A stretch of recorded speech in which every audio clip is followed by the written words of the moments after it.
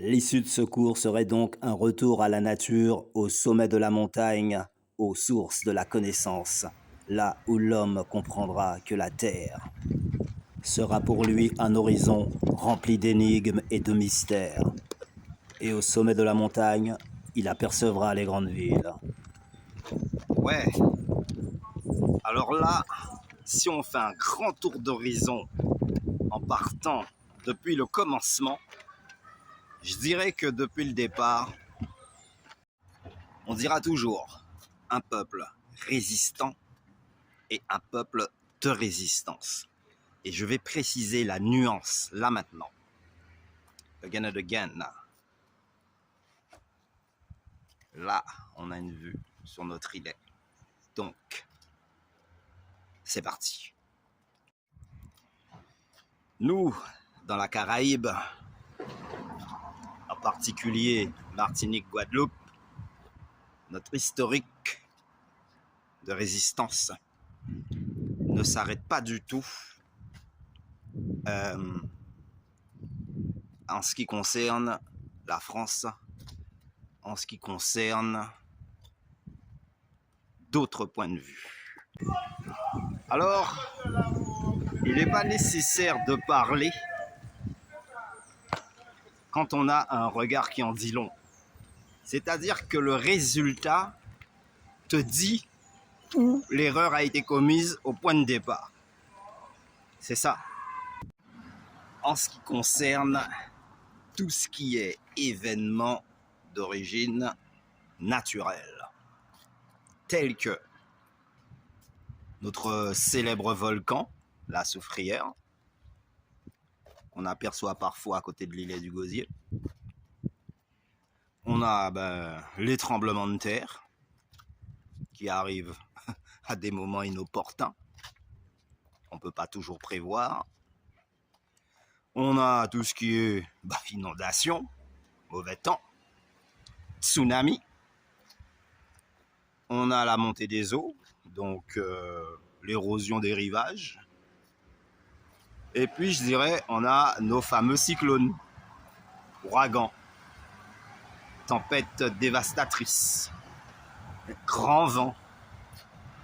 Tout ça fait de nous, forcément, un peuple prévoyant, un minimum, hein, attentif, à l'écoute d'eux, et résistant, puisque quand un cyclone dévaste tout, il faut avoir une sacrée énergie pour tout reprendre à zéro et tout remettre sur pied. Ce qui s'est déjà vu lors du dernier cyclone Hugo le 16 septembre 89. Alright? Sin. Tout ça pour dire que quand tu parles d'un peuple qui mène la lutte, il ne faut pas que tu t'arrêtes uniquement à tout ce qui est économique, politique ou import-export. Il faut comprendre que ce peuple-là, au-delà des difficultés, on va dire, des difficultés structurelles, principalement d'origine agroalimentaire, économico-sociale, eh bien, il faut comprendre pourquoi ce peuple-là, déjà à la base, tape dur et est résistant à l'épreuve. C'est parce que la nature elle-même, notre environnement de tous les jours, nous a déjà mis à rude épreuve, entraîné à la difficulté, entraîné à l'imprévisible même, des fois. Voilà. D'où l'origine justement de certaines sciences, de certains réflexes que peut-être d'autres peuples n'ont pas et ne peuvent pas comprendre. Parce que dans leur environnement naturel, ils sont sur des continents où ils n'ont pas été confrontés, sinon il y a longtemps, à ce genre de phénomènes surnaturels, si tu veux, ou à cette menace permanente. Voilà. Alors il faut bien comprendre. Pas du tout. Ils se sont dit, il n'y a pas d'erreur à réparer. il n'y a qu'à continuer jusqu'à ce que ça casse. Eh ben, Comme dirait le vieux mécano, analyse. Alors, il y a peut-être un point de rapprochement là-dessus, là. Les esclaves ont exigé, y compris les nègres marrons, qu'ils soient absolument dédommagés en récupérant des terres. Bon, c'est-à-dire que les nègres marrons ont eu un problème parce que eux, ils se sont échappés de la plantation et donc ils ont repris plus ou moins leur nom, surnom africain. Mais ils voulaient s'assurer que, une fois l'esclavage aboli, on n'allait pas les condamner et les mettre en prison, puisqu'ils avaient participé, comme on dit, à la rébellion. Essentiellement, et effectivement, c'est vrai, on pose toujours la question, oui, c'est bel et bien les nègres marrons, ceux qui s'étaient évadés de la plantation, c'est les premiers qui ont impulsé, en tout cas, ce sentiment de liberté, on va dire ça gentiment. Et donc, ils se regroupaient et des fois, ben, ils attaquaient carrément les plantations pour libérer les autres. Hein. Donc, depuis le départ, ça a toujours été très intense. Deuxièmement, on me fait savoir que c'est pas très bien pour un peuple qui est méprisé, on va dire, par quasiment toutes les races,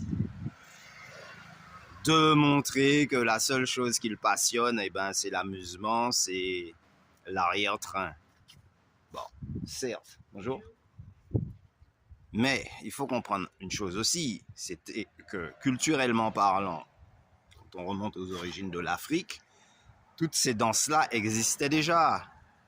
Et dans les plantations, on sait que les esclaves étaient très, très, très maltraités, subissaient des conditions inhumaines, et c'était leur exutoire, c'était leur façon d'extérioriser déjà la haine, puisqu'ils n'étaient pas en capacité de se défendre directement, œil pour œil, dent pour dent. Donc, ils avaient des chaînes, ils étaient des prisonniers, en gros. Donc, certaines traditions élévatrices de l'esprit, conception d'âme, ils ont gardé ces références-là. Parce que leur seule façon de s'accrocher à la vie, c'était de rester soudés à leur culture ancestrale. Quand t'as mal, tu cries « Why ». Tu cries « Oh mon Dieu », que le ciel nous vienne en aide. C'est ce qui s'est passé. Alors, c'est pour ça que moi, personnellement, je ne m'offusque pas lorsque je vois les Black Man inventer des danses, inventer des concepts, soit carnavalesques ou autres, ou même basés sur d'autres cultures. Ça ne m'étonne pas du tout. Alors, on ne va pas forcément encourager tout ce qui est indécence, débauche, mais on peut comprendre.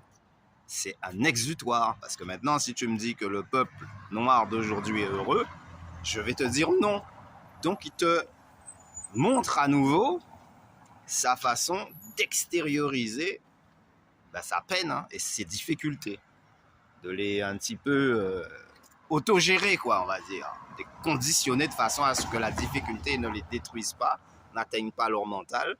Donc, ça peut s'expliquer comme ça que on revient encore, tant qu'il y a des souffrances dans ce peuple-là, vous le verrez dans ces traditions qui lui permettent de s'évader de ce monde précis, car il se sent prisonnier jusqu'à maintenant, aussi étonnant que ce soit. Yestify, Big Force and Resistance. Le vrai problème, c'est le suivant. Tu es dans un pays où les droits humains, les droits de l'homme sont bafoués depuis des siècles. face à cela, ces inégalités-là, on a des combattants, des résistants, des dénonciateurs. Et eux, tout de suite, sont catalogués comme étant des éléments perturbateurs, alors que non, ce sont juste des gens qui aspirent à une forme de liberté et qui ont un champ de vision d'avenir sur ce que pourrait devenir le pays si dès aujourd'hui on prend la bonne direction. On fait les choses comme il faut, quoi. Voilà. Alors, qui dit pouvoir dit argent, et qui dit argent dit possession. Donc les mecs, lorsqu'on les a dédommagés, Je dirais indemnisé. Le trafic humain qu'ils faisaient, eh ben, ils avaient tellement d'argent, les mecs, qu'ils ont carrément ouvert des banques, une en particulier, et puis ils ont pu investir directement dans tout ce qui était usine et tout ce qui était import-export. Et voilà pourquoi aujourd'hui on se pose des questions et pourtant tout est clair, puisque dès le départ ils ont pu avoir la mainmise sur tout ce qui était, eh ben, on va dire en résumé, système d'argent. Je ne vais pas trop m'étendre sur les possibilités de faire entrer des sous de façon illégale, ni de façon corruptible. Cela dit, on constatera qu'à chaque fois que l'État français a voulu se démarquer par rapport aux atrocités qu'ils ont commis envers les différents peuples, les différents autochtones, péninsule asiatique, Polynésie, guerre de Corée, ainsi de suite, tu vois. Amérique centrale, du Sud et du Nord. Les Amériques, la Caraïbe. Ouais, des fois, tu as bien envie de dépanner les autres. Le problème, c'est que tu es encore plus coincé et que sur moi, ça se voit pas. Yes, I. On sait que même après les indépendances,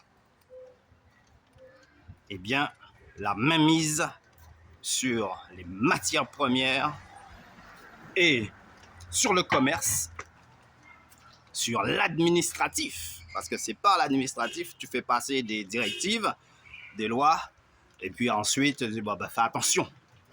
Parce que si c'est ton pays, il n'y a aucune raison qu'on t'empêche de partir dans la montagne, profiter de ta terre à toi. Je veux dire, l'Office des forêts, en réalité, n'a aucun droit de venir te dire, non, non, faut pas rester là, parce que non, tu respectes l'environnement. On est d'accord. Yo. Et ben voilà, je cherche un exemple pour illustrer les propos. Et ben, je viens de croiser un ancien direct, sans qu'on ait à développer le sujet. Il m'a déjà mis sur la voie. Je reprends le sujet. Donc les mecs, ils sont arrivés sur une terre. Ils ont trouvé des gens là. C'est pas comme s'ils sont arrivés sur une île où il y avait personne. Et puis ils ont pris pour eux. Ces messieurs, ils n'ont pas joué. Même en parlant, même avec les mots. Je ne peux pas retranscrire les atrocités que ces mecs-là ont fait. Et maintenant, ils prétendent que c'est leur terre. Je leur dis, mais non, c'est pas plus leur terre que la terre de quelqu'un d'autre. Parce que les véritables habitants, Ararak, Caraïbes, Indiens Kalina, eh ben, mais d'origine d'Amérique du Sud, ou d'ailleurs, ou d'Afrique même, eh ben, on aurait pu continuer à respecter leur mode de vie et laisser la Guadeloupe telle qu'elle à ces gens-là, comme eux-mêmes l'avaient déjà commencé à la moderniser à leur façon, dans le respect de l'environnement et de la nature. Là, je sais pas, je vois des palais. Je dis, tiens, il y a un palais. Eh ben, je rentre, je vais venir mettre les pieds là. Si tu arrives à un endroit, tu massacres les gens, tu dis que c'est à toi. tu prends la terre. Mais ça veut dire que la maison que tu as construite sur la terre des gens que tu as massacrés, c'est pas à toi non plus. C'est toujours à ceux que tu as massacrés. Donc moi, si j'arrive derrière, je dis, bon, sortez-le là. Ça m'appartient. Tu peux rien me dire. Puisque c'est la terre des ancêtres. Vas-y, débat-toi.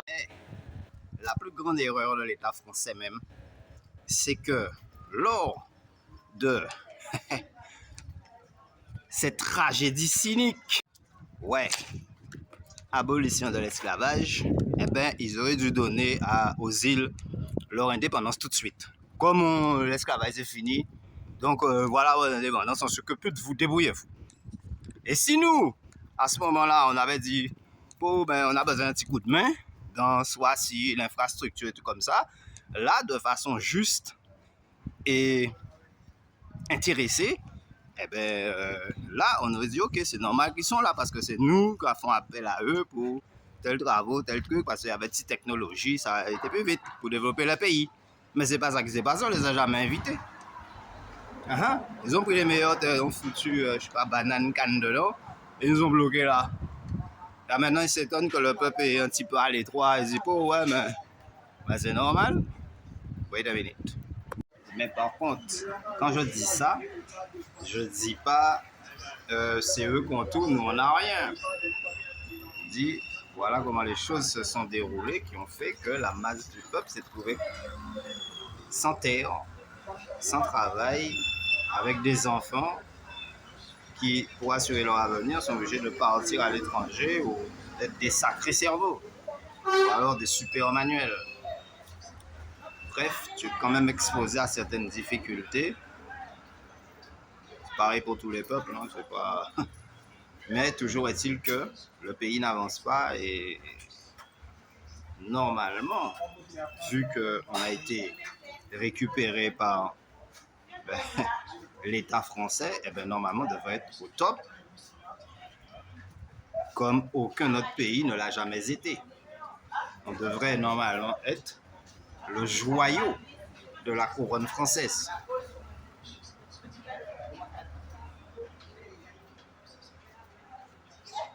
Je peux poser la question à n'importe qui dans la rue, je suis pas sûr qu'il saute en l'air, alors on va dire qu'est-ce qu'il pense de la Guadeloupe. De la gestion plus ou moins, comment on dit ça, échec et mat sur toute la ligne. Mais la France ne fait pas rêver. Les gens rêvent de Dubaï, les gens rêvent de New York, rêvent d'Italie, de Venise. Il n'y a pas beaucoup de gens qui rêvent d'aller à Paris, quoi. Je m'arrête là. Ouais. Je crois que mon animateur préféré a un peu le blues, alors je vais reprendre la suite. Tout peuple participant à la lutte pour un monde vivant dans l'harmonie. Et donc, à l'époque des premiers grands rois, à l'époque de la bonne Childéric II, Dagobert Ier, quand ils ont voulu construire les premiers châteaux forts copiés effectivement sur les châteaux forts d'Afrique, ils ont été chercher les paysans qui travaillaient la terre. Ils ont été chercher les ébénistes qui travaillaient le bois, les fabricants de charrettes, les tanniers, ceux qui travaillaient le cuir. Et les ont tenus prisonniers, ils leur ont dit là maintenant vous allez construire des châteaux. Les mecs sont devenus verts. Ça c'était en Europe, en France. Un petit peu plus tard, les Anglais, quand ils ont voulu faire la ruée vers l'ouest, ils ont mis une grande ligne de départ, ils ont aligné tout le monde sur une grande plaine. Ils se sont dit le premier qui plante son drapeau, là où il trouve que ça lui plaît, et ben ça lui appartient sur quelques hectares. Et que ça, ils ont pu faire de l'élevage, mais cette terre-là appartenait aux Indiens. Ouais. C'était pas des terres libres. J'avouerais être quelque peu étonné de ta conclusion quand même, Mysterio. L'étude secours serait donc un retour à la nature, là où l'homme a pris les sources de ses premières connaissances. Du sommet de la montagne, il apercevra les grandes villes comme quelque chose d'effrayant, refusant de croire qu'il en est le concepteur.